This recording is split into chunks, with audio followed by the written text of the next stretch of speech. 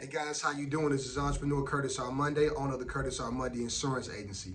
Just coming to you right now with an insurance tip. One of the greatest things that I do and the biggest responsibilities I have as an insurance professional is to meet with my clients periodically about their insurance portfolio. I like to have conversations just to kind of go over the coverage, make sure they have a working knowledge of what their policy is doing, and then point out any inefficiencies or discrepancies that they may exist.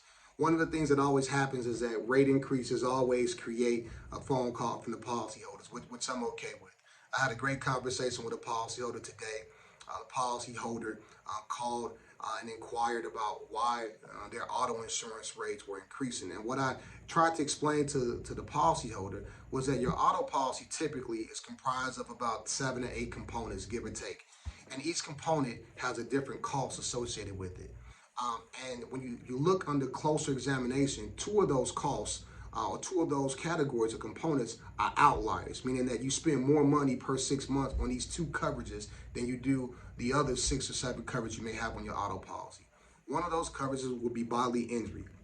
This is the amount that if you're in an accident and you injure somebody, you were sued. This is what the insurance company pays out on your behalf to protect you. In layman's terms, bodily injury is nothing more than medical payments or medical expenses. And so the cost of medical expenses aren't staying stagnant and they're not going down, they're going up in cost. And then another one would be collision. If you look at your policy close enough and you break down the components, you probably pay a large amount of your 6-month premium in the form of collision coverage, which collision coverage protects you in the event that your vehicle is in an accident. It pays for the labor to repair your vehicles and the parts associated with the repair. I like to use this example when I was a kid, seeing my dad outside with his friends with the hood of the car up, working on the car, tinkering around. He couldn't work on our vehicles today. My dad couldn't work on any of my vehicles today because it's too sophisticated with all the computer systems and all the diagnostics, etc. So the cost of labor and the parts to repair these vehicles, those costs aren't staying stagnant and those costs aren't going down. Those costs are going up. So a lot of times when a person who has no accidents, no tickets or things of that nature have an increase in premium outside of just normal market conditions, inherently inside your policy, there are things that move the needle, and we try to mitigate some of those things. And so one of the things I tell people all the time is that one of the complaints I get from clients is that, hey, you know what? I never had any tickets. I never had any accidents. Why does my rate go up? Why do I have to pay for the claims or the activity associated with a third party or someone else? And so companies do have systems or discounts that can work in conjunction with your vehicle that that monitors your driving characteristics or rewards your driving characteristics.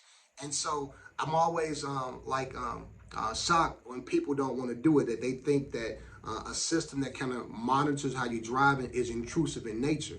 But my remark or my rebuttal is that if you take your cell phone and get on your cell phone, you say Air Jordans, Air Jordans, Air Jordans, Air Jordans, and then go on your social media, you're gonna see a bunch of Air Jordan advertisements and solicitation on your social media. My point is that we live in a world that's already intrusive. We're being monitored a lot by our cell phones and things of that nature. And so for the average consumer that doesn't do well with prices increasing because of something that they didn't do, you have an opportunity in the insurance world now on the auto side to be able to have a price that's reflective of how you're actually driving the vehicle and your actual usage.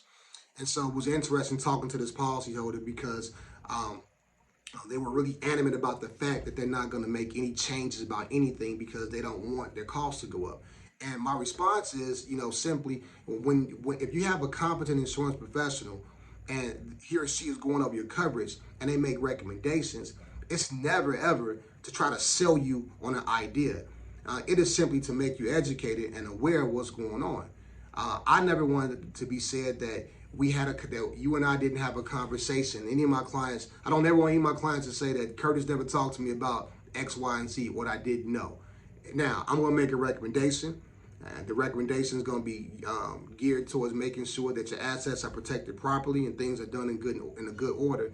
And if that translates into a higher premium, you have to make the decision as an insured, as an individual, if this added cost is worth the necessary risk that's out there if you don't do it. That's a personal decision. My job is just to point it out. So if you do it, great. If you don't do it, then that's fine, because I'm in support of your personal decision, and I just want to make sure that you're okay. So if you're ever looking for an insurance and financial assessment on kind of what's going on with your finances and your insurance, be sure to give me a call, 708-647-1005. Talk to you later.